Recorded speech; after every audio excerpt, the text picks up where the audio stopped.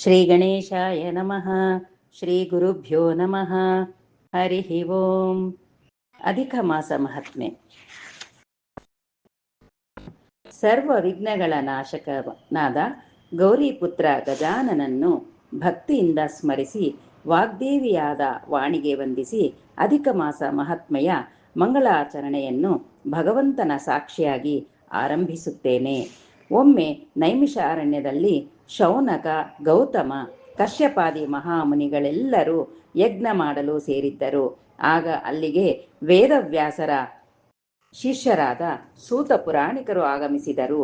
ಆಗ ಋಷಿಗಳೆಲ್ಲರೂ ಅವರನ್ನು ಕುರಿತು, ಹೇ ಋಷಿವರ್ಯರೇ, ಹಿಂದೆಯೂ ತಾವು ನಮ್ಮನ್ನು ಈ ಸಂಸಾರ ಸಾಗರದಿಂದ ಉದ್ಧರಿಸುವಂತಹ ಭಗವಂತನ ಅನೇಕ ಮಹಿಮೆಗಳನ್ನು ನಿರೂಪಿಸಿದ್ದೀರಿ.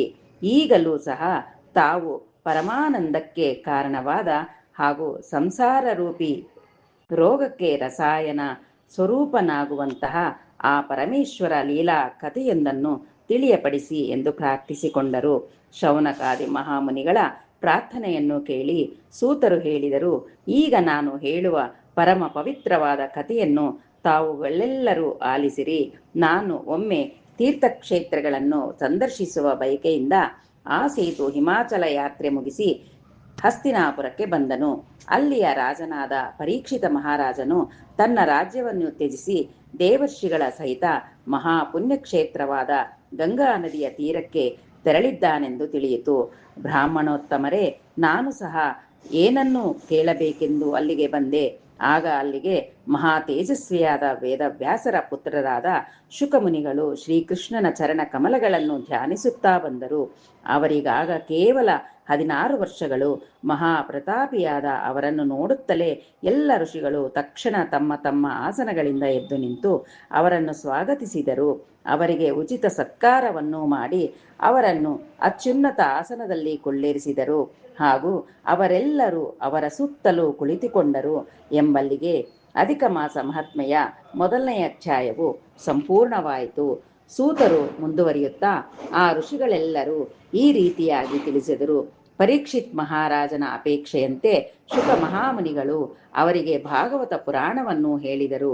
ಅಲ್ಲಿಯೇ ಇದ್ದ ನಾನು ಸಹ ಆ ಪುರಾಣವನ್ನು ಕೇಳಿದೆ. ಮಹಾರಾಜನ ಮೋಕ್ಷ ಪ್ರಾಪ್ತಿಯ ನಂತರ ನೀವೆಲ್ಲರೂ ಯಜ್ಞ ಮಾಡುತ್ತಿರುವ ಸಮಾಚಾರವನ್ನು ತಿಳಿದು ಇಲ್ಲಿಗೆ ಬಂದೆನು. ಯಜ್ಞ ದೀಕ್ಷೆಯಲ್ಲಿರುವ ತಮ್ಮೆಲ್ಲರನ್ನು ನೋಡಿ ಕೃತಾರ್ಥನಾದೆನು. ಭಗವಾನ್ ವೇದವ್ಯಾಸರ ಮುಖದಿಂದ ಕೇಳಿದ ಆತ್ಮೋದ್ಧಾರದ ಆ ಕಥೆಯನ್ನೇ ನಿಮಗೀಗ ತಿಳಿಸುತ್ತೇನೆ. ಸಾವಧಾನ ಚಿತ್ತದಿಂದ ಕೇಳಿರಿ. ಒಮ್ಮೆ ದೇವರ್ಷಿ ನಾರದರು ಗಂಗಾ ಮತ್ತು ಅಲಕಾನಂದ ನದಿಗಳ ಹರಿಯುವ ಸ್ಥಳದಲ್ಲಿರುವ ನರ ನಾರಾಯಣರ ಆಶ್ರಮಕ್ಕೆ ಬಂದರು. ಆ ಮಹಾಮುನಿ ನಾರಾಯಣನಿಗೆ ಸಾಷ್ಟಾಂಗ ಪ್ರಣಾಮವನ್ನು ಮಾಡಿ ಭಕ್ತಿಯಿಂದ ಸ್ತುತಿಸಿದರು. ಭಗವಾನ್, ನಾನು ತಮ್ಮಲ್ಲಿ ಶರಣಾಗತನಾಗಿ ಬಂದಿರುವೆ.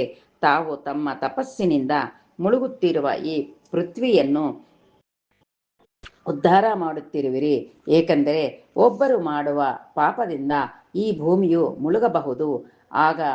ಹಾಗೆಯೇ ಇನ್ನೊಬ್ಬರು ಮಾಡುವ ತಪಸ್ಸಿನಿಂದ ಈ ಭೂಮಿ ತಾಯಿಯು ಉದ್ಧಾರವಾಗುವುದು ಎಂಬುದರಲ್ಲಿ ಯಾವ ಸಂಶಯವೂ ಇಲ್ಲ. ನಾರದರು ಮುಂದುವರೆದು, ಮಹಾತ್ಮರೇ, ಈ ಕಲಿಗಾಲದಲ್ಲಿ ಎಲ್ಲರ ಮನಸ್ಸು ವಿಷಯೋಪಭೋಗಗಳಲ್ಲಿ ನಿರತವಾಗಿದೆ. ವಿಷ್ಣುವಿಗೆ ಉಪಕಾರ ಬಹಳ ಪ್ರಿಯ ಎಂದು ಕೇಳಿದ್ದೇನೆ. ಆದ್ದರಿಂದ ಪ್ರಪಂಚಕ್ಕೆ ಉಪಕಾರವಾಗುವಂತಹ ಮಾತನ್ನು ತಮ್ಮಿಂದ ಕೇಳಲು ನಾನು ಬ್ರಹ್ಮಲೋಕದಿಂದ ಇಲ್ಲಿಗೆ ಬಂದಿದ್ದೇನೆ. ಅದನ್ನು ಕೇಳಿದ ಮಾತ್ರದಿಂದಲೇ ಮೋಕ್ಷ ಪ್ರಾಪ್ತಿಯಾಗುವಂತಹ ಕಥೆಯ ತತ್ವವನ್ನು ತಾವು ನನಗೆ ಉಪದೇಶಿಸಿರಿ ಎಂದು ಪ್ರಾರ್ಥಿಸಿದರು. ನಾರದರ ಮಾತನ್ನು ಕೇಳಿ ಭಗವಾನ್ ನಾರಾಯಣನು ಲೋಕವನ್ನೇ ಪವಿತ್ರಗೊಳಿಸುವಂತಹ ಪುರುಷೋತ್ತಮನ ಅದ್ಭುತ ಮಹಾತ್ಮೆಯನ್ನು ನಾರದರಿಗೆ ತಿಳಿಸುತ್ತಾರೆ.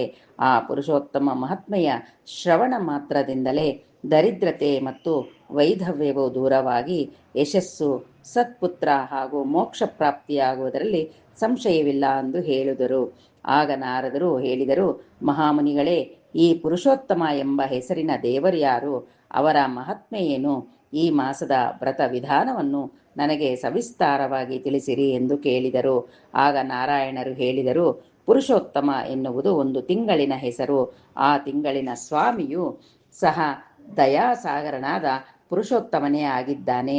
ಈ ತಿಂಗಳಲ್ಲಿ ಹೇಳಿರುವ ವ್ರತಾಚರಣೆಯಿಂದ ಶ್ರೀ ಪುರುಷೋತ್ತಮನಾದ ಮಹಾವಿಷ್ಣುವು ಪ್ರಸನ್ನನಾಗುತ್ತಾನೆಂದು ಈ ತಿಂಗಳಿಗೆ ಪುರುಷೋತ್ತಮ ಮಾಸವೆಂದು ಹೇಳುತ್ತಾರೆ.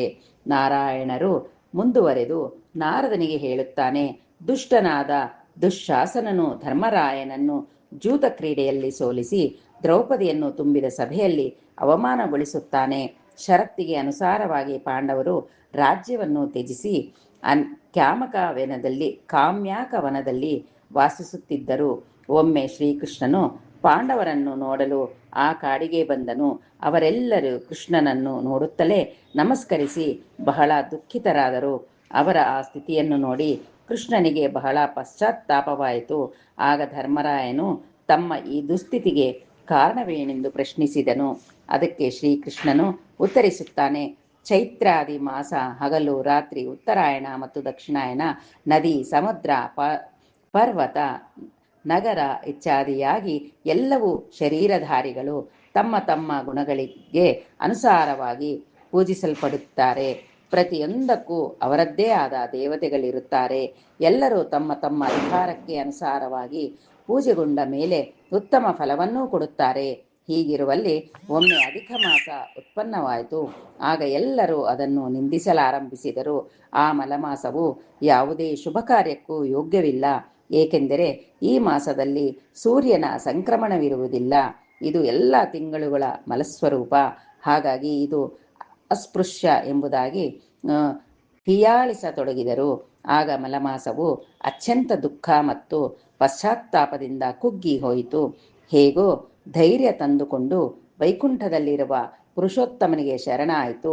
ಅಲ್ಲಿ ಪರಮಾತ್ಮನನ್ನು ನೋಡಿ ಸಾಷ್ಟಾಂಗ ಪ್ರಣಾಮವನ್ನು ಮಾಡಿ ಗದ್ಗದಿತ ವಾಣಿಯಲ್ಲಿ ತೊದಲತೊಡಗಿತು. ಅಧಿಕ ಮಾಸವು ಪರಮಾತ್ಮನನ್ನು ಕುರಿತು ಹೇಳಿತು, ಕೃಪಾನಿಧೆ, ಎಲ್ಲರೂ ನನ್ನನ್ನು ಶುಭ ಕಾರ್ಯಗಳಿಂದ ವಂಚಿತನನ್ನಾಗಿ ಮಾಡಿರುವುದರಿಂದ ನಾನು ದೀನನಾಗಿ ತಮ್ಮಲ್ಲಿ ಶರಣಾಗಿ ಬಂದಿದ್ದೇನೆ. ನನಗೆ ಯಾವ ಸ್ವಾಮಿಯೂ ಇಲ್ಲವಾದ್ದರಿಂದ ಈಗ ತಾವೇ ನನ್ನನ್ನು ರಕ್ಷಿಸಬೇಕು ಎಂಬುದಾಗಿ ಶೋಕಿಸತೊಡಗಿತು. ಆಗ ಪುರುಷೋತ್ತಮನು ಮಲಮಾಸಕ್ಕೆ ಅಭಯವನ್ನಿತ್ತು ಸಮಾಧಾನಗೊಳಿಸಿದನು. ಮಲಮಾಸವು ತನ್ನ ದುಃಖವನ್ನು ಮತ್ತೊಮ್ಮೆ ನಿವೇದಿಸಿಕೊಳ್ಳುತ್ತಾ ಹೇಳಿತು, ಪಕ್ಷ, ಮಾಸ, ದಿನ, ರಾತ್ರಿ ಎಲ್ಲವೂ ತಮ್ಮ ತಮ್ಮ ಸ್ವಾಮಿಗಳ ಅಧಿಕಾರದ ಕಾರಣದಿಂದ ಯಾವಾಗಲೂ ನಿರ್ಭಯರಾಗಿ ಪ್ರಸನ್ನ ಚಿತ್ತರಾಗಿರುತ್ತಾರೆ. ಆದರೆ ನನಗೆ ಒಂದು ಹೆಸರಿಲ್ಲ, ನನಗೆ ಯಾವ ಸ್ವಾಮಿಯೂ ಇಲ್ಲ, ಹಾಗೂ ನನಗೆ ಯಾವ ಆಶ್ರಯದಾತರೂ ಇಲ್ಲ. ಈ ಅವಮಾನವನ್ನು ತಾಳಲಾರೆ. ನನಗೆ ಈಗ ಸಾಯುವುದೊಂದೇ ಉಳಿದಿರುವ ಮಾರ್ಗ.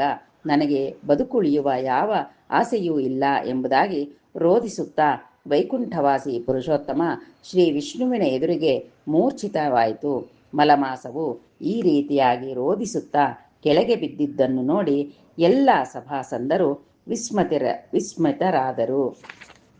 ಶ್ರೀಕೃಷ್ಣನು ಅರ್ಜುನನಿಗೆ ಹೇಳಿದನು, ವಿಷ್ಣುವಿನ ಚರಣ ಕಮಲಗಳ ಮೇಲೆ ಬಿದ್ದ ಮಲಮಾಸವನ್ನು ನೋಡಿ ವಿಷ್ಣುವಿನ ಸಂಜ್ಞೆಯಂತೆ ಗರುಡನು ತನ್ನ ರೆಕ್ಕೆಗಳಿಂದ ಗಾಳಿ ಬೀಸತೊಡಗಿದನು.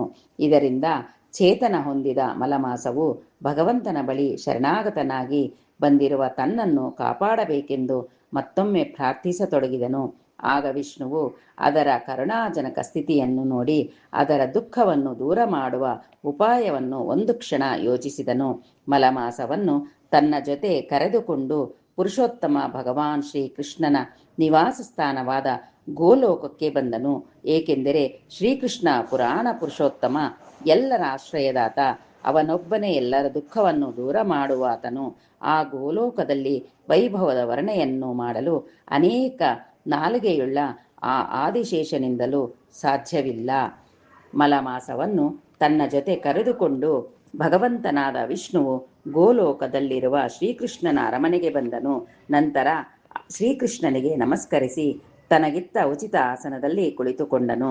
ತನ್ನ ಎದುರಿಗೆ ಥರ ಥರ ನಡುಗುತ್ತಾ ನಿಂತಿರುವ ಮಲಮಾಸವನ್ನು ನೋಡಿ ಅವನ ದುಃಖಕ್ಕೆ ಕಾರಣವೇನು, ಅವನು ಎಲ್ಲಿಂದ ಬಂದಿದ್ದಾನೆ, ಈ ಗೋಲೋಕಕ್ಕೆ ಬಂದ ಮೇಲೆ ಯಾರೂ ದುಃಖಿಸುವ ಅಗತ್ಯವಿಲ್ಲ, ಇಲ್ಲಿ ವಾಸಿಸುವ ಎಲ್ಲರೂ ಆನಂದ ಸಾಗರದಲ್ಲಿ ಮುಳುಗಿರುತ್ತಾರೆ, ಇವನು ಏಕೆ ಅಳುತ್ತಿದ್ದಾನೆ ಎಂಬ ನಾನಾ ಪ್ರಶ್ನೆಗಳನ್ನು ಶ್ರೀ ವಿಷ್ಣುವಿನ ಬಳಿ ಕೇಳಿದನು. ಆಗ ವಿಷ್ಣುವು ಹೇಳಿದನು, ಇವನ ಹೆಸರು ಮಲಮಾಸ. ಇವನು ಸೂರ್ಯ ಸಂಕ್ರಮಣರಹಿತನು, ಮಲಿನವಾಗಿರುವ ಕಾರಣ ಎಲ್ಲ ಕಾಲದಲ್ಲಿಯೂ ಶುಭ ಕಾರ್ಯಗಳಿಂದ ವರ್ಜಿತನು. ಇವನಿಗೆ ಯಾವ ಅಧಿಪತಿಯೂ ಇಲ್ಲವೆಂಬ ಕಾರಣದಿಂದ ಮಲಮಾಸದಲ್ಲಿ ಸ್ನಾನ ಹಾಗೂ ದಾನಾದಿಗಳನ್ನು ಮಾಡಲು ಬರುವುದಿಲ್ಲ. ಹಾಗಾಗಿ ಎಲ್ಲರೂ ಇವನನ್ನು ತಿರಸ್ಕರಿಸಿದ್ದಾರೆ. 12 ಮಾಸಗಳು, ಉತ್ತರಾಯಣ ದಕ್ಷಿಣಾಯನ, ಹಗಲು ರಾತ್ರಿ ಎಲ್ಲದಕ್ಕೂ ಅವರದ್ದೇ ಅಧಿಪತಿ ಇರುತ್ತಾರೆ. ಆದರೆ ಈ ಮಾಸಕ್ಕೆ ಇಲ್ಲ. ಈ ಎಲ್ಲ ಅಪಮಾನವನ್ನು ತಾಳಲಾರದೆ ನನ್ನ ಬಳಿ ಶರಣಾಗಿ ಬಂದಿದ್ದಾನೆ. ಕೃಷ್ಣ, ಇವನ ದುಃಖವನ್ನು ದೂರ ಮಾಡಲು ನಿನ್ನೊಬ್ಬನಿಂದಲೇ ಸಾಧ್ಯವೆಂದು ನಿನ್ನ ಬಳಿ ಕರೆದುಕೊಂಡು ಬಂದಿದ್ದೇನೆ. ನೀನು ದಯಮಾಡಿ ಇವನ ಮೇಲೆ ಕೃಪೆ ತೋರು ಎಂಬುದಾಗಿ ನಿವೇದಿಸಿಕೊಂಡನು. ಭಗವಾನ್ ಶ್ರೀಕೃಷ್ಣನ ವಿಷ್ಣುವಿನ ಮಾತನ್ನು ಕೇಳಿ ಪುರುಷೋತ್ತಮ ಶ್ರೀಕೃಷ್ಣನು ಹೇಳಿದನು, ಈ ಮಲಮಾಸವನ್ನು ಇಲ್ಲಿಗೆ ಕರೆದುಕೊಂಡು ಬಂದು ಒಳ್ಳೆಯ ಕೆಲಸವನ್ನ ಮಾಡಿದಿರಿ. ನೀವು ಆಶ್ರಯ ಕೊಟ್ಟಿರುವುದರಿಂದ ಮೇಲೆ ನಾನು ರಕ್ಷಣೆ ಕೊಟ್ಟಿದ್ದೇನೆ. ನಾನು ನನ್ನಲ್ಲಿರುವ ಗುಣ, ಕೀರ್ತಿ, ದಯೆ, ಪರಾಕ್ರಮ ಮುಂತಾದ ಗುಣಗಳಿಂದ ಪುರುಷೋತ್ತಮನೆಂಬ ಹೆಸರಿನಿಂದ ಪ್ರಸಿದ್ಧನಾಗಿದ್ದೇನೆ. ಅದೇ ರೀತಿಯಾಗಿ ಈ ಅಧಿಮಾಸವು ಸಹ ಜಗತ್ತಿನಲ್ಲಿ ಪುರುಷೋತ್ತಮನೆಂಬ ಹೆಸರಿನಿಂದ ಪ್ರಸಿದ್ಧವಾಗುತ್ತಾನೆ. ಇಂದು ನಾನು ನನ್ನಲ್ಲಿರುವ ಸಮಸ್ತ ಗುಣಗಳನ್ನು ಈ ಮಲಮಾಸಕ್ಕೆ ಕೊಟ್ಟಿದ್ದೇನೆ. ನಾನು ಇಂದಿನಿಂದ ಈ ಅಧಿಕ ಮಾಸದ ಸ್ವಾಮಿ. ಪುರುಷೋತ್ತಮ ಎಂಬ ಹೆಸರಿನಿಂದ ಇವನು ಪ್ರಸಿದ್ಧನಾಗುತ್ತಾನೆ. ಇವನು ಎಲ್ಲ ಮಾಸಗಳ ಅಧಿಪತಿಯಾಗುತ್ತಾನೆ. ಯಾರು ಇವನ ಪೂಜೆಯನ್ನು ಮಾಡುವರೋ ಇವನು ಅವರ ದುಃಖ ಮತ್ತು ದರಿದ್ರತೆಯನ್ನು ದೂರ ಮಾಡುತ್ತಾನೆ. ಚೈತ್ರಾದಿ 12 ಮಾಸಗಳು ಸಕರ್ಮ ಕರ್ಮಯುಕ್ತ. ಆದರೆ ನಾನು ಈಗ ಇವನನ್ನು ನಿಷ್ಕಾಮ ಮೋಕ್ಷದ ದಾತನನ್ನಾಗಿ ಮಾಡಿದ್ದೇನೆ. ನಾನು ಮನುಷ್ಯರಿಗೆ ಮೋಕ್ಷವನ್ನು ಕರುಣಿಸುವಂತೆ ಇವನು ಸಹ ಜನರಿಗೆ ಮೋಕ್ಷವನ್ನು ಕರುಣಿಸುತ್ತಾನೆ. ಯಾರು ಈ ಅಧಿಕ ಮಾಸದ ಪೂಜೆಯನ್ನು ಮಾಡುವರೋ ಅವರು ಖಂಡಿತವಾಗಿಯೂ ಯಾವ ಪರಿಶ್ರಮವೂ ಇಲ್ಲದೆ ಜರ ಮರಣದಿಂದ ಮುಕ್ತರಾಗಿ ನನ್ನ ಪದವಿಯನ್ನೇ ಗಳಿಸುವರು. ಈ ಅಧಿಕ ಮಾಸದ ವ್ರತವು ಎಲ್ಲ ಸಾಧನೆಗಳಿಗಿಂತಲೂ ಅತ್ಯಂತ ಶ್ರೇಷ್ಠವಾದದ್ದು, ಎಲ್ಲರ ಅಭೀಷ್ಟಗಳನ್ನು ಪೂರ್ಣಗೊಳಿಸುವಂತಹದ್ದು. ಹಾಗಾಗಿ ಎಲ್ಲರೂ ಈ ಪುರುಷೋತ್ತಮ ಮಾಸದ ವ್ರತವನ್ನು ಆಚರಿಸಬೇಕು. ಈ ಮಾಸದಲ್ಲಿ ಮಾಡಿದ ವ್ರತದ ಪುಣ್ಯ ಅನಂತವಾಗಿ ಹೆಚ್ಚುತ್ತಾ ಹೋಗುತ್ತದೆ. ಕೆಲವರು ಚಾತುರ್ಮಾಸ್ಯ ಮುಂತಾದ ಯಜ್ಞಗಳನ್ನು ಮಾಡಿ ಸ್ವರ್ಗಕ್ಕೆ ಹೋಗುತ್ತಾರೆ. ಆದರೆ ಅಲ್ಲಿ ತಮ್ಮ ಪುಣ್ಯವನ್ನು ಅನುಭವಿಸಿದ ಮೇಲೆ ಭೂಲೋಕದಲ್ಲಿ ಪುನರ್ಜನ್ಮಿಸುತ್ತಾರೆ. ಆದರೆ ಯಾರು ದೃಢ ಭಕ್ತಿಯಿಂದ ಈ ಪುರುಷೋತ್ತಮ ಮಾಸದ ವ್ರತವನ್ನು ಆಚರಿಸುವರೋ ಅವರು ತಮ್ಮ ಸಮಸ್ತವಾದ ಕುಲವನ್ನೇ ಉದ್ಧಾರ ಮಾಡುವುದರ ಜೊತೆಗೆ ಅವರೂ ಸಹ ನನ್ನ ಪದವಿಯನ್ನೇ ಗಳಿಸುತ್ತಾರೆಂಬುದರಲ್ಲಿ ಯಾವ ಸಂದೇಹವೂ ಇಲ್ಲ. ನಾನು ಈ ಪುರುಷೋತ್ತಮ ಮಾಸದ ಅಧಿಪತಿ. ಇವನಿಗೆ ನನ್ನ ಎಲ್ಲ ಗೌರವಗಳನ್ನು ದಯಪಾಲಿಸಿದ್ದೇನೆ. ಅಲ್ಲದೆ ನನ್ನ ಪುರುಷೋತ್ತಮ ಎಂಬ ಹೆಸರನ್ನು ಸಹ ಇವನಿಗೆ ಕೊಟ್ಟಿದ್ದೇನೆ. ಈ ಮಾಸದ ಭಕ್ತರು ನನಗೆ ಅತ್ಯಂತ ಪ್ರಿಯರು. ಯಾರು ಈ ಅಧಿಕ ಮಾಸದಲ್ಲಿ ಜಪ ದಾನ ಮಾಡುವುದಿಲ್ಲವೋ ಅವರು ಮಹಾಮೂರ್ಖರು. ಅಂತಹವರಿಗೆ ಸ್ವಪ್ನದಲ್ಲಿಯೂ ಸುಖ ಪ್ರಾಪ್ತಿಯಾಗುವುದಿಲ್ಲ. ಪ್ರತಿ 3 ವರ್ಷಕ್ಕೊಮ್ಮೆ ಬರುವ ಈ ಪುರುಷೋತ್ತಮ ಮಾಸದಲ್ಲಿ ಯಾರು ಧರ್ಮಾಚರಣೆ ಮಾಡುವುದಿಲ್ಲವೋ ಅವರು ಕುಂಭೀಪಾಕ ನರಕಕ್ಕೆ ಹೋಗುತ್ತಾರೆ. ಈ ಮಾಸದಲ್ಲಿ ಸ್ನಾನ ದಾನ ಹಾಗೂ ದೇವತಾರ್ಚನೆ ಮಾಡುವ ಸ್ತ್ರೀಯರಿಗೆ ನಾನು ಸಕಲ ಸೌಭಾಗ್ಯಗಳನ್ನು ಕರುಣಿಸುತ್ತೇನೆ. ಹಾಗಾಗಿ ಎಲ್ಲರೂ ಈ ಅಧಿಕ ಮಾಸದಲ್ಲಿ ತಮ್ಮ ತಮ್ಮ ಶಕ್ತ್ಯಾನುಸಾರ ಸ್ನಾನ, ಪೂಜೆ, ಜಪ, ತಪ, ದಾನಾದಿ ಮುಂತಾದ ಪುಣ್ಯ ಕರ್ಮಗಳನ್ನು ಅವಶ್ಯವಾಗಿ ಮಾಡಬೇಕು. ಈ ಪುರುಷೋತ್ತಮ ಮಾಸದಲ್ಲಿ ಭಕ್ತಿಪೂರ್ವಕವಾಗಿ ನನ್ನನ್ನು ಪೂಜೆ ಮಾಡುವವರು ಸಕಲ ಸಂಪತ್ತುಗಳನ್ನು ಪಡೆದು ಎಲ್ಲ ಸುಖಗಳನ್ನು ಅನುಭವಿಸಿ ಗೋಲೋಕದಲ್ಲೇ ವಾಸಿಸುತ್ತಾರೆ. ಇನ್ನು ಮುಂದೆ ಎಲ್ಲರೂ ಈ ಅಧಿಕ ಮಾಸದ ಪೂಜೆ ಮಾಡುತ್ತಾರೆ. ಏಕೆಂದರೆ ಈಗ ಇವನನ್ನು ಎಲ್ಲ ಮಾಸಗಳಿಗಿಂತಲೂ ಶ್ರೇಷ್ಠನನ್ನಾಗಿ ಮಾಡಿದ್ದೇನೆ. ಆದ್ದರಿಂದ ತಾವು ಈ ಪುರುಷೋತ್ತಮ ಮಾಸದ ಚಿಂತೆಯನ್ನು ಬಿಡಿ. ತಾವು ಇವನನ್ನು ಕರೆದುಕೊಂಡು ವೈಕುಂಠ ಲೋಕಕ್ಕೆ ತೆರಳಿರಿ ಎಂಬುದಾಗಿ ಶ್ರೀಕೃಷ್ಣನು ಶ್ರೀ ವಿಷ್ಣುವಿಗೆ ತಿಳಿಸಿದರು. ಆಗ ವಿಷ್ಣುವು ಸಂತೋಷದಿಂದ ಕೃಷ್ಣನಿಗೆ ನಮಸ್ಕರಿಸಿ ಅಧಿಮಾಸದ ಸಹಿತ ಗರುಡ ವಾಹನನಾಗಿ ವೈಕುಂಠಕ್ಕೆ ಹಿಂದಿರುಗಿದನು. ಭಗವಾನ್ ವಿಷ್ಣುವು ಪ್ರಸನ್ನನಾಗಿ ತೆರಳಿ ಅಲ್ಲಿ ಅಧಿಕ ಮಾಸವನ್ನು ತಮ್ಮ ಬಳಿಯೇ ಉಳಿಸಿಕೊಂಡನು. ಆದ್ದರಿಂದ ಅಧಿಕ ಮಾಸವು ಸಂತೋಷದಿಂದ ವಿಷ್ಣುವಿನ ಬಳಿಯೇ ವಾಸಿಸತೊಡಗಿತು. ನಂತರ ಶ್ರೀಕೃಷ್ಣನು ಪಾಂಡವರು ಹಾಗೂ ದ್ರೌಪದಿಯನ್ನು ಕುರಿತು ಈ ರೀತಿಯಾಗಿ ಹೇಳಿದನು: ನೀವು ನಿಮ್ಮ ದುಃಖದಲ್ಲಿ ಈ ಪುರುಷೋತ್ತಮ ಮಾಸದ ಪೂಜೆ ಮಾಡಲಿಲ್ಲ.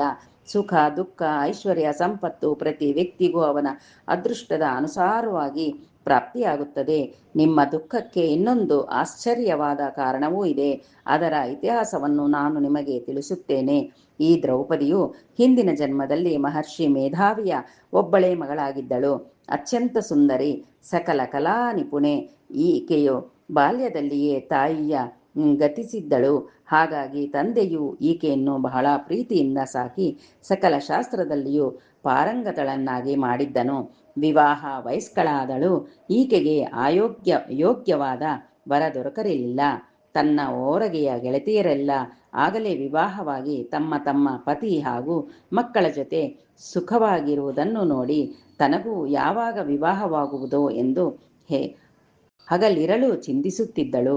ತನ್ನ ದುಃಖವನ್ನು ಯಾರ ಬಳಿ ಹೇಳಿಕೊಳ್ಳಬೇಕು, ಯಾವ ದೇವರಲ್ಲಿ ಪ್ರಾರ್ಥಿಸಲಿ, ತನ್ನ ಚಿಂತೆಯನ್ನು ಪರಿಹರಿಸಲು ತಾಯಿಯೂ ಇಲ್ಲ. ಈ ರೀತಿಯಾಗಿ ಯೋಚಿಸುತ್ತಾ ಚಿಂತೆ ಎಂಬ ಸಮುದ್ರದಲ್ಲಿ ಮುಳುಗುತ್ತಿದ್ದಳು. ಈ ಮಹರ್ಷಿ ಮೇಧಾವಿಯು ಮಗಳಿಗೆ ತಕ್ಕ ವರನನ್ನು ಹುಡುಕುತ್ತಾ ಎಲ್ಲೆಲ್ಲಿಯೂ ಅಲೆದನು. ಕನ್ಯಾದಾನದಿಂದ ತನ್ನ ಕರ್ತವ್ಯವನ್ನು ಮಾಡಿ ಮುಗಿಸಬೇಕೆಂದು ಎಷ್ಟೇ ಪ್ರಯತ್ನ ಪಟ್ಟರೂ ಯಾವುದೇ ಪ್ರಯೋಜನವಾಗಲಿಲ್ಲ. ತಿರುಗಿ ತಿರುಗಿ ಬಳಲಿ ತನ್ನ ಮನೆಯ ಮುಂದೆಯೇ ಮೂರ್ಛಿತನಾಗಿ ಬಿದ್ದುಬಿಟ್ಟನು. ಅತೀವ ಜ್ವರದಿಂದ ಬಳಲುತ್ತಿದ್ದ ಅವನು ಸ್ವಲ್ಪ ಹೊತ್ತಿನಲ್ಲೇ ಮರಣಿಸಿದನು. ಇದನ್ನು ನೋಡಿ ಆ ಕನ್ಯೆಯು ಜೋರಾಗಿ ವಿಲಾಪಿಸತೊಡಗಿದಳು. ಅವಳ ಆಕ್ರಂದನವನ್ನು ಕೇಳಿ ಆ ತಪೋವನದಲ್ಲಿದ್ದ ಇತರ ಬ್ರಾಹ್ಮಣರೆಲ್ಲ ಸೇರಿದರು. ಈಕೆಯನ್ನು ಸಮಾಧಾನಪಡಿಸಿದರು. ಮಹರ್ಷಿಯ ಅಂತ್ಯ ಸಂಸ್ಕಾರ ಕ್ರಿಯೆಗಳನ್ನೆಲ್ಲ ನೆರವೇರಿಸಿ ಆಕೆಯನ್ನು ತಮ್ಮ ಕುಟೀರಗಳಲ್ಲಿಯೇ ಆಶ್ರಯ ನೀಡಿದರು.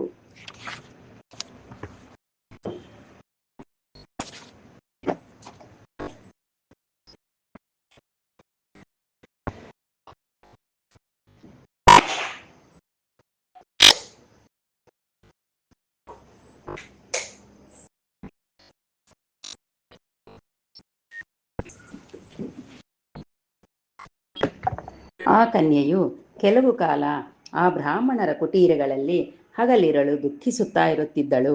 ನಂತರ ತನ್ನ ಮನೆಗೆ ಬಂದು ಒಂಟಿಯಾಗಿ ವಾಸಿಸತೊಡಗಿದಳು. ಹೀಗಿರುವಲ್ಲಿ ಒಮ್ಮೆ ದುರ್ವಾಸನ ಮಹರ್ಷಿಗಳು ಆ ತಪೋವನಕ್ಕೆ ಬಂದರು. ಶ್ರೀಕೃಷ್ಣನು ಮುಂದುವರೆದು ಪಾಂಡವರಿಗೆ ಹೇಳುತ್ತಾನೆ: ಇದೇ ದುರ್ವಾಸ ಮುನಿಗೆ ನಿಮ್ಮ ತಾಯಿಯಾದ ಕುಂತಿಯು ತನ್ನ ಬಾಲ್ಯಾವಸ್ಥೆಯಲ್ಲಿ ಅತಿಥಿ ಸತ್ಕಾರ ಮಾಡಿದ್ದಳು. ಆದ್ದರಿಂದ ಪ್ರಸನ್ನನಾದ ಈ ಮುನಿಯು ದೇವತೆಗಳನ್ನು ಆಕರ್ಷಿಸುವ ಮಂತ್ರವಿದ್ಯೆಯನ್ನು ಉಪದೇಶಿಸಿದ್ದರು.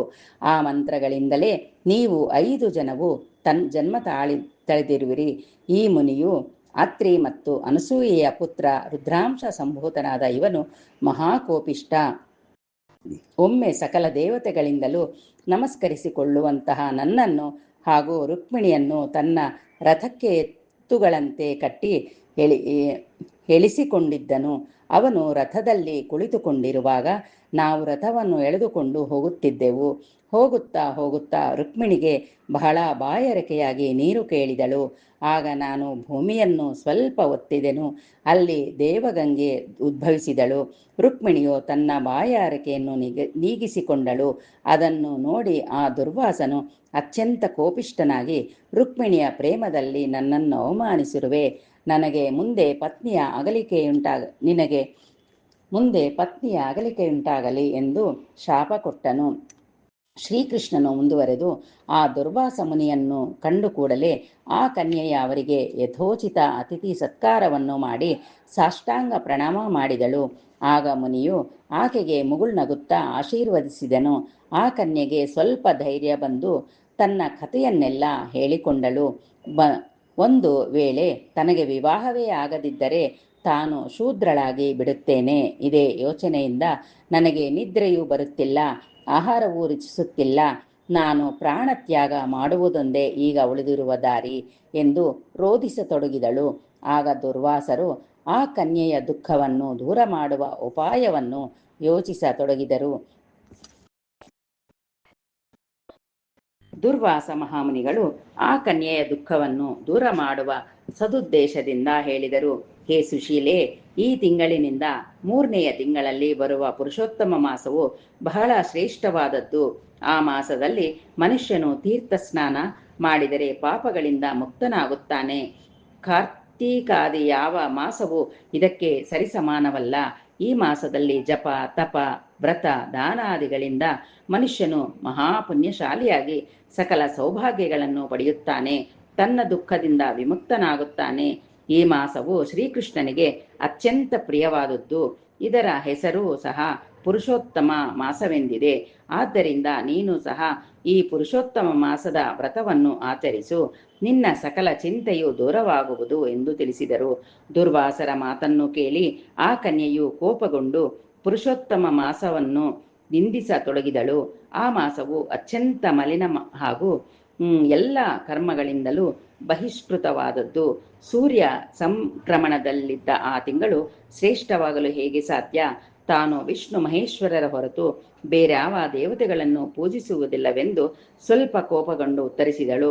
ಆ ಕನ್ಯೆಯ ಮಾತನ್ನು ಕೇಳಿ ದುರ್ವಾಸರಿಗೆ ಆಕೆಗೆ ಶಾಪ ಕೊಡುವಷ್ಟು ಸಿಟ್ಟು ಬಂದಿತು. ಆದರೆ ಮಿತ್ರನ ಮಗಳು, ತಂದೆ ತಾಯಿ ಇಲ್ಲದವಳು ಹಾಗೂ ಇನ್ನೂ ಕನ್ಯೆ ತಮ್ಮ ಶಾಪವನ್ನು ತಡೆದುಕೊಳ್ಳಲಾರಳು ಎಂದು ಭಾವಿಸಿ ಶಾಂತರಾದರು. ನಂತರ ಕನ್ಯೆಗೆ, ನೀನು ಪುರುಷೋತ್ತಮ ಮಾಸದ ತಿರಸ್ಕಾರ ಮಾಡಿರುವ ಅದರ ಫಲವನ್ನು ನೀನು ಖಂಡಿತ ಅನುಭವಿಸುವೆ. ನಿನಗೆ ಕಲ್ಯಾಣವಾಗಲಿ, ಭವಿಷ್ಯದಲ್ಲಾಗಲಿ ಶುಭಾಶುಭಗಳನ್ನು ತಡೆಯಲು ಆ ಬ್ರಹ್ಮನಿಂದಲೂ ಸಾಧ್ಯವಿಲ್ಲ. ನಾನು ತಪಸ್ಸು ಮಾಡಲು ಬದರೀಶ್ರಮಕ್ಕೆ ಹೋಗುತ್ತೇನೆ ಎಂದು ಹೊರಟು ಹೋದರು. ಆ ಕನ್ಯೆಯು ಬಹಳ ವಿಚಾರ ಮಾಡಿ ಭಗವಾನ್ ಸದಾಶಿವನ ಆರಾಧನೆ ಮಾಡುತ್ತಾ ಕಠಿಣವಾದ ತಪಸ್ಸು ಮಾಡಲು ನಿರತಳಾದಳು. ಆ ಕನ್ಯೆಯು ನಿರಾಹಾರಿಯಾಗಿ ಕೇವಲ ಜಲಸೇವನೆ ಮತ್ತು ವಾಯುಸೇವನೆಯನ್ನು ಮಾತ್ರ ಮಾಡುತ್ತಾ ಭಗವಾನ್ ಶಂಕರನನ್ನು ಕುರಿತು ಉಗ್ರವಾದ ತಪಸ್ಸನ್ನು ಮಾಡಲಾರಂಭಿಸಿದಳು. ಹೀಗೆ 9,000 ವರ್ಷಗಳು ಕಳೆದ ಮೇಲೆ ಈಶ್ವರನು ಅವಳ ತಪಸ್ಸಿಗೆ ಮೆಚ್ಚಿ ಪ್ರತ್ಯಕ್ಷನಾದನು. ಭಗವಂತನನ್ನು ನೋಡುತ್ತಲೇ ಆಕೆ ಅತ್ಯಂತ ಕೃಶಳಾಗಿದ್ದರೂ ಶಿವ ದರ್ಶನದ ಪ್ರಭಾವದಿಂದ ಎದ್ದು ನಿಂತಳು. ಶಿವನಿಗೆ ಸಾಷ್ಟಾಂಗ ಪ್ರಣಾಮ ಮಾಡಿ ಪ್ರಾರ್ಥಿಸತೊಡಗಿದಳು. ಹೇ ಪಶುಪತಿ ಮೃತ್ಯುಂಜಯ, ನಿನಗೆ ಶತ ನಮಸ್ಕಾರಗಳು. ನೀನು ಶರಣಾಗತ ರಕ್ಷಕ, ಜನ್ಮ ಮರಣದ ಚಕ್ರದಿಂದ ಉದ್ಧಾರ ಮಾಡುವವನು. ಭಗವಂತ, ನನ್ನನ್ನು ಕಾಪಾಡು. ಆಗ ಈಶ್ವರನು, ನಿನಗೆ ಕಲ್ಯಾಣವಾಗಲಿ, ನಿನ್ನ ಮೇಲೆ ನನಗೆ ಅತ್ಯಂತ ಸಂತೋಷವಾಗಿದೆ, ನಿನಗೇನು ವರ ಬೇಕೋ ಕೇಳುಕೋ ಎಂದು ಹೇಳಿದನು. ಆಗ ಕನ್ಯಾಮಣಿಯು, ಪರಮೇಶ್ವರ, ನನಗೆ ಭಿಕ್ಷೆಯನ್ನು ನೀಡು ಎಂಬುದಾಗಿ 5 ಬಾರಿ ಬೇಡಿದಳು. ನಂತರ ಈಶ್ವರನು, ನೀನು ಹೇಳಿದಂತೆಯೇ ಆಗಲಿ. ಈ ಜನ್ಮದಲ್ಲಿ ನಿನಗೆ ಪತಿಯ ಯೋಗವಿಲ್ಲ.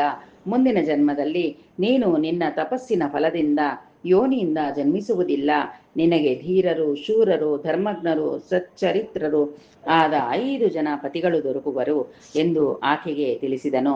ಆ ಮಾತನ್ನು ಕೇಳಿ ಕನ್ಯೆಯು, ಭಗವಂತ, ಇದೇನು ನಿನ್ನ ಪರಿಹಾಸ್ಯ? ಲೋಕದಲ್ಲಿ ಒಬ್ಬ ಸ್ತ್ರೀಗೆ ಒಬ್ಬನೇ ಪತಿ, ಹೀಗೆ ಒಬ್ಬ ಸ್ತ್ರೀಗೆ 5 ಜನ ಪತಿಗಳಾಗಿರುವುದನ್ನು ನಾನೆಲ್ಲೂ ನೋಡಿಲ್ಲ, ಕೇಳಿಲ್ಲ. ಆದರೆ ಒಬ್ಬ ಪುರುಷನಿಗೆ 5 ಜನ ಸತಿಯರಾಗಬಹುದು ಎಂದಳು. ಹಾಗೆ ಈಶ್ವರನು, ನೀನು ಕೇಳಿದಂತೆ ನಾನು ವರವನ್ನು ಕೊಟ್ಟಿರುವೆ. ಮುಂದಿನ ಜನ್ಮದಲ್ಲಿ ನಿನಗೆ 5 ಜನ ಪತಿಗಳಾಗುವರು. ಈ ಜನ್ಮದಲ್ಲಿ ನೀನು ನನ್ನ ಪರಮ ಭಕ್ತ ದುರ್ವಾಸರ ಮಾತನ್ನು ನಿರ್ಲಕ್ಷಿಸಿರುವೆ. ನಿನ್ನ ಅಹಂಕಾರದಿಂದ ನೀನು ಪುರುಷೋತ್ತಮ ಮಾಸದ ವ್ರತವನ್ನು ಮಾಡಲಿಲ್ಲ. ಪುರುಷೋತ್ತಮ ಮಾಸದ ನಿಂದನೆ ಮಾಡಿದವರಿಗೆ ಘೋರ ನರಕವು ತಪ್ಪಿದ್ದಲ್ಲ. ಈ ಮಾಸದ ವ್ರತದ ಮಹಿಮೆಯಿಂದ ಭಕ್ತರ ಸಕಲ ಸೌಭಾಗ್ಯಗಳನ್ನು ಹೊಂದುವರು. ದುರ್ವಾಸರಂತಹ ಮಹರ್ಷಿಗಳು ಮಾತು ಎಂದಿಗೂ ಸುಳ್ಳಾಗುವುದಿಲ್ಲ. ಆ ಮಾಸದ ನಿಂದನೆಯು ಫಲವನ್ನು ನೀನು ಮುಂದಾದರೂ ಅನುಭವಿಸಲೇಬೇಕು ಎಂಬುದಾಗಿ ಹೇಳಿ ಈಶ್ವರನು ಅಂತರ್ಧಾನನಾದನು. ಭಗವಂತನಾದ ಈಶ್ವರನು ಅಂತರ್ಧಾನನಾದ ಮೇಲೆ ಆ ಕನ್ಯೆಯು ಬಹಳವಾಗಿ ದುಃಖಿಸುತ್ತಾ ಅನೇಕ ವರ್ಷಗಳು ಕಳೆದವು. ತನ್ನ ತಪಸ್ಸಿನ ಪ್ರಭಾವದಿಂದ ತನ್ನ ಪಾಪಗಳನ್ನೆಲ್ಲ ಕಳೆದುಕೊಂಡು ಆ ಮಹರ್ಷಿ ಕನ್ಯೆಯು ಮರಣ ಹೊಂದಿದಳು. ಆ ಸಮಯದಲ್ಲಿ ಮಹಾರಾಜ ಯಜ್ಞಸೇನನು ಒಂದು ಮಹಾಯಜ್ಞವನ್ನು ಮಾಡುತ್ತಿದ್ದನು. ಆ ಯಜ್ಞಕುಂಡದಿಂದ ಪ್ರಕಾಶಿಸುತ್ತಿರುವ ಒಬ್ಬ ಕುಮಾರಿಯು ಉದ್ಭವಿಸಿದಳು. ಆ ಕುಮಾರಿಯು ಈಗ ದ್ರೌಪದಿ ಎಂಬ ಹೆಸರಿನಿಂದ ಪ್ರಸಿದ್ಧಳಾಗಿದ್ದಾಳೆ. ಇದೇ ದ್ರೌಪದಿಯನ್ನೇ ಅರ್ಜುನನು ಸ್ವಯಂವರದಲ್ಲಿ ಮೀನನ್ನು ಭೇದಿಸಿ ಪಡೆದನು. ಇದೇ ದ್ರೌಪದಿಯನ್ನೇ ದುಶ್ಯಾಸನನ್ನು ತುಂಬಿದ ಸಭೆಯಲ್ಲಿ ಅವಮಾನಗೊಳಿಸಿದನು. ಹಿಂದಿನ ಜನ್ಮದಲ್ಲಿ ಪುರುಷೋತ್ತಮ ಮಾಸದ ಅವಹೇಳನ ಮಾಡಿದ್ದೆ ಇದರ ಮೂಲ ಕಾರಣ. ಆಗ ದ್ರೌಪದಿಯು ತನ್ನ ಮಾನ ರಕ್ಷಣೆಗಾಗಿ ನನ್ನನ್ನು ಅನೇಕ ರೀತಿಯಲ್ಲಿ ರೋಧಿಸುತ್ತಾ ಪ್ರಾರ್ಥಿಸಿದಳು. ಪುರುಷೋತ್ತಮ ಮಾಸದ ನಿಂದನೆ ಮಾಡಿದ ಕಾರಣ ನಾನು ಆಕೆಯನ್ನು ಸ್ವಲ್ಪ ಕಾಲ ಉಪೇಕ್ಷಿಸಿ ನಂತರ ಅಕ್ಷಯ ವಸ್ತ್ರ ಕರುಣಿಸಿದೆ. ಯಾರು ಪುರುಷೋತ್ತಮ ಮಾಸವನ್ನು ಅನಾದರ ಮಾಡುವರೋ ಅವರನ್ನು ಸಂಪೂರ್ಣವಾಗಿ ನಾಶ ಮಾಡುವೆನು. ಆದ್ದರಿಂದ ನೀವೆಲ್ಲರೂ ಮುಂದೆ ಬರುವ ಪುರುಷೋತ್ತಮ ಮಾಸದ ಆರಾಧನೆ ಮಾಡಿರಿ. ಇದರಿಂದ ನಿಮ್ಮೆಲ್ಲರಿಗೂ ಕಲ್ಯಾಣವಾಗುವುದು. ಮುಂದೆ ದುರ್ಯೋಧನ ದುಶ್ಯಾಸನಾದಿ ಸಕಲರು ನಾಶ ಹೊಂದುವರು ಎಂಬುದಾಗಿ ಶ್ರೀಕೃಷ್ಣನು ಕಾಮ್ಯಾಕ ವನದಲ್ಲಿ ಪಾಂಡವರು ಹಾಗೂ ದ್ರೌಪದಿಗೆ ಧೈರ್ಯ ಹೇಳಿ ದ್ವಾರಕೆಗೆ ಹಿಂದಿರುಗಿದಲು ಸಿದ್ಧನಾದನು. ಆಗ ಪಾಂಡವರು ಬಹಳ ದುಃಖದಿಂದ ಈ ಕೃಷ್ಣನನ್ನು ಬೀಳ್ಕೊಟ್ಟರು. ನಂತರ ಧರ್ಮರಾಯನು ತನ್ನ ತಮ್ಮಂದಿರು ಹಾಗೂ ದ್ರೌಪದಿಯು ಸಹಿತ ಅನೇಕ ತೀರ್ಥಕ್ಷೇತ್ರಗಳನ್ನು ಸಂದರ್ಶಿಸಿ ಪುರುಷೋತ್ತಮ ಮಾಸದ ಆಗಮನವನ್ನೇ ಕಾಯುತ್ತಿದ್ದರು. ಆ ಮಾಸವು ಬಂದ ನಂತರ ವಿಧಿ ಪೂರ್ವಕವಾಗಿ ವ್ರತ ಆಚರಣೆಯನ್ನು ಮಾಡಿದನು. 14 ವರ್ಷಗಳ ನಂತರ ಈ ವ್ರತಾಚರಣೆಯ ಪ್ರಭಾವ ಹಾಗೂ ಶ್ರೀಕೃಷ್ಣನ ಕೃಪೆಯಿಂದ ಕೌರವರನ್ನು ನಾಶ ಮಾಡಿ ತಮ್ಮ ರಾಜ್ಯವನ್ನು ಪಡೆದನು. ಹೀಗೆ ಈ ಪುರುಷೋತ್ತಮ ಮಾಸದ ಮಹಾತ್ಮೆಯನ್ನು ವರ್ಣಿಸಲು ಯಾರಿಂದಲೂ ಸಾಧ್ಯವಿಲ್ಲ. ಸ್ವತಃ ಶ್ರೀಕೃಷ್ಣನೇ ಈ ಮಾಸವನ್ನು ತನ್ನದನ್ನಾಗಿ ಮಾಡಿಕೊಂಡಿದ್ದಾನೆ. ಆದರೆ ಆ ಪ್ರಭಾವವನ್ನು ಅರಿಯಲು ಹೇಗೆ ಸಾಧ್ಯ? ಹಿಂದೆ ಹೃದಯ ಎಂಬ ರಾಜ್ಯವನ್ನು ಸತ್ಯ ಪ್ರತಿಜ್ಞ ಹಾಗೂ ಬುದ್ಧಿವಂತನಾದ ಚಿತ್ರಧರ್ಮನೆಂಬ ರಾಜನು ಆಳುತ್ತಿದ್ದನು. ಅವನಿಗೆ ಅತ್ಯಂತ ತೇಜಸ್ವಿ, ಸರ್ವಗುಣ ಸಂಪನ್ನೆ, ಸತ್ಯವಾದಿ ಮತ್ತು ಧಾರ್ಮಿಕ ಬುದ್ಧಿಯ ದೃಢಧನ್ವ ಎಂಬ ಹೆಸರಿನ ಮಗನಿದ್ದನು. ಅವನು ಗುರುಗಳ ಹೇಳಿದ್ದನ್ನೆಲ್ಲ ತಕ್ಷಣವೇ ಗ್ರಹಿಸಿ ಬಹಳ ಬೇಗನೆ 6 ಅಂಗಗಳ ಸಹಿತ 4 ವೇದಗಳನ್ನು ಕಲಿತನು. ಗುರುಗಳ ಪೂಜೆ ಮಾಡಿ ಗುರುದಕ್ಷಿಣೆ ನೀಡಿ ಅವರ ಅಪ್ಪಣೆ ಪಡೆದು ರಾಜಧಾನಿಗೆ ಹಿಂದಿರುಗಿದನು. ಮಗನು ರಾಜ್ಯ ವಾಳಲು ಯೋಗ್ಯನಾಗಿದ್ದಾನೆಂದು ತಿಳಿದು ರಾಜ್ಯ ಭಾರವನ್ನು ಅವನಿಗೆ ವಹಿಸಿ ಚಿತ್ರಧನ್ವನು ವಿರಕ್ತನಾದನು. ಭಗವಂತನ ನಾಮಸ್ಮರಣೆ ಮಾಡುತ್ತಾ ಜೀವನ್ಮುಕ್ತಿ ಪಡೆಯುವುದಕ್ಕಾಗಿ ಪುಲಿಹಾಶ್ರಮಕ್ಕೆ ಬಂದನು. ಅಲ್ಲಿ ನಿರಾಹಾರಿಯಾಗಿ ಶ್ರೀಕೃಷ್ಣನು ಧ್ಯಾನಿಸುತ್ತಾ ತಪಸ್ಸ ಆಚರಿಸಲು ಪ್ರಾರಂಭಿಸಿದನು. ಕೊನೆಗೆ ವಿಷ್ಣುಲೋಕವನ್ನು ಸೇರಿದನು. ಇತ್ತ ದೃಢಧನ್ವನು ಸಕಲ ಗುಣ ಸಂಪನ್ನೆಯಾದ ಗುಣವತಿ ಎಂಬ ಕನ್ಯೆಯೊಡನೆ ವಿವಾಹವಾದನು. ಕಾಲಕ್ರಮೇಣ ಆ ದಂಪತಿಗಳಿಗೆ ಅತ್ಯಂತ ಬುದ್ಧಿಶಾಲಿಗಳಾದ 4 ಜನ ಪುತ್ರರು ಹಾಗೂ ಒಬ್ಬ ಪುತ್ರಿಯು ಜನಿಸಿದಳು. ಒಮ್ಮೆ ರಾಜನು ರಾತ್ರಿ ಮಲಗಿರುವಾಗ ತನ್ನ ಈ ಸಕಲ ವೈಭವವು ಯಾವ ಪುಣ್ಯದ ಕಾರಣದಿಂದ ದೊರಕಿರಬಹುದೆಂದು ಯೋಚಿಸಿ ತೊಡಗಿದನು. ರಾತ್ರಿಯೆಲ್ಲ ನಿದ್ರೆ ಬಾರದೆ ಬೆಳಗ್ಗೆ ಬೇಗನೆ ಎದ್ದು ತನ್ನ ನಿತ್ಯ ಕರ್ಮಗಳನ್ನು ಮುಗಿಸಿ ಬೇಟೆಗೆ ಹೋದನು. ಬೇಟೆಯಾದ ನಂತರ ಬಳಲಿಕೆಯಿಂದ ಹತ್ತಿರವೇ ಇದ್ದ ಒಂದು ಕೋಳದ ನೀರನ್ನು ಕುಡಿದು ಒಂದು ಮರದ ಕೆಳಗೆ ವಿಶ್ರಮಿಸಿ ತೊಡಗಿದರು. ಆಗ ಆ ಮರದ ಮೇಲಿದ್ದ ಒಂದು ಗಿಳಿಯು ಮನುಷ್ಯ ಭಾಷೆಯಲ್ಲಿ ಶ್ಲೋಕವನ್ನು ಅನೇಕ ಬಾರಿ ಹೇಳತೊಡಗಿತು. ನೀನು ಈ ಭೂಮಿಯ ಮೇಲಿರುವ ಆತುಳ ಸುಖವನ್ನು ಅನುಭವಿಸುತ್ತಾ ಆತ್ಮಚಿಂತನೆ ಮಾಡುತ್ತಿಲ್ಲ. ಹಾಗಾದರೆ ಹೇಗೆ ಈ ಸಂಸಾರವೆನ್ನುವ ಸಮುದ್ರವನ್ನು ದಾಟುವೆ ಎಂದು ಬಾರಿಗೂ ಹೇಳಿ ಮಾಯವಾಯಿತು. ಈ ಗಿಳಿಯ ಏಕೆ ಈ ರೀತಿ ಹೇಳಿತು ಎಂದು ಯೋಚಿಸುತ್ತಾ ರಾಜನು ಮನೆಗೆ ಬಂದನು. ಅದೇ ವಿಚಾರ ಮಾಡುತ್ತಾ ರಾಜನು ನಿದ್ರಾಹಾರಗಳನ್ನು ಬಿಟ್ಟನು. ರಾಣಿಯು ಎಷ್ಟು ಬಾರಿ ಹೇಳಿದರೂ ರಾಜನು ಏನೂ ಮಾತನಾಡಲಿಲ್ಲ. ಚಿಂತಾ ಮಗ್ನನಾಗಿರುವ ರಾಜ ದೃಢಧನ್ವನ ಅರಮನೆಗೆ ಒಮ್ಮೆ ಶ್ರೀರಾಮಾಯಣದ ಕರ್ತೃ ವಾಲ್ಮೀಕಿ ಮಹರ್ಷಿಗಳು ಬಂದರು. ರಾಜನು ದೂರದಿಂದಲೇ ಅವರನ್ನು ಆದರದಿಂದ ಸತ್ಕರಿಸಿದರು. ಆದರೆ ಆ ರಾಜನ ಮುಖದಲ್ಲಿ ಚಿಂತೆಯು ಕಾಡುತ್ತಿರುವುದನ್ನು ನೋಡಿ ಮಹರ್ಷಿಗಳು ಕಾರಣ ಕೇಳಿದರು. ಆಗ ರಾಜನು ತಾನು ಬೇಟೆಗೆ ಹೋದಾಗ ಕೇಳಿದ ಆ ಶುಕ ವೃತ್ತಾಂತವನ್ನೆಲ್ಲ ತಿಳಿಸಿದನು. ಆ ಗಿಳಿಯು ಹೇಳಿದ ಶ್ಲೋಕವನ್ನು ಹೇಳಿ ತನಗೆ ಅದರ ಅರ್ಥ ಇದುವರೆಗೂ ತಿಳಿಯುವುದಿಲ್ಲವೆಂದು ಹೇಳಿದನು. ಹಾಗೂ ತನ್ನ ಈ ಅಷ್ಟೈಶ್ವರ್ಯವು ಯಾವ ಪುಣ್ಯದ ಫಲವಾಗಿ ದೊರಕಿದೆ ಎಂಬುದಾಗಿಯೂ ಕೇಳಿದನು. ಆ ವಾಲ್ಮೀಕಿ ಋಷಿಗಳು ಒಂದು ಕ್ಷಣ ಯೋಚಿಸಿ ಹೇಳಿದರು, ರಾಜನೇ, ನೀನು ನಿನ್ನ ಪೂರ್ವ ಜನ್ಮದಲ್ಲಿ ತಾಮ್ರಪರ್ಣೆ ನದಿಯ ದಡದಲ್ಲಿ ವಾಸಿಸುತ್ತಿದ್ದ ಸುದೇವ ಎಂಬ ಹೆಸರಿನ ಬ್ರಾಹ್ಮಣನಾಗಿದ್ದೆ. ವೇದಾಧ್ಯಯನದಲ್ಲಿ ನಿರತನಾಗಿ ವಿಷ್ಣು ಭಕ್ತಿ ಪರಾಯಣನಾದ ನಿನಗೆ ಗೌತಮಿ ಎಂಬ ಪತ್ನಿ ಇದ್ದಳು. ಆಕೆ ಸುಶೀಲೆ ಹಾಗೂ ಪತಿ ಸೇವಾ ಪಾರಾಯಣೆ. ಆಕೆಗೆ ಬಹಳ ವರ್ಷವಾದರೂ ಮಕ್ಕಳಾಗಲಿಲ್ಲ.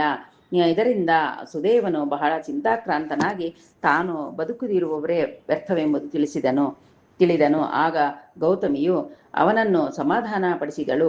ಮಹರ್ಷಿ ಕರ್ದಮನು ತಪಸ್ಸನ್ನಾಚರಿಸಿ ಸಂಖ್ಯಾಶಾಸ್ತ್ರದ ಪ್ರವರ್ತಕನಾದ ಕಪಿಲದೇವನನ್ನು ಪಡೆದಂತೆ ತಾವು ಏಕೆ ತಪಸ್ಸನ್ನು ಮಾಡಿ ಶ್ರೀ ವಿಷ್ಣುವನ್ನು ಪ್ರಸನ್ನಗೊಳಿಸಬಾರದು, ಇದರಿಂದ ತಮಗೂ ಒಬ್ಬ ಪುತ್ರರತ್ನ ಜನಿಸಬಹುದು ಎಂದು ತಿಳಿಸಿದಳು.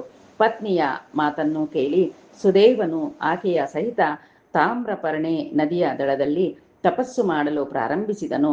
ನಿರಾಹಾರನಾಗಿ ಕೇವಲ ಜಲಪಾನ ಮಾಡುತ್ತಾ 4000 ವರ್ಷ ತನಕ ಉಗ್ರ ತಪಸ್ಸನ್ನಾಚರಿಸಿದನು.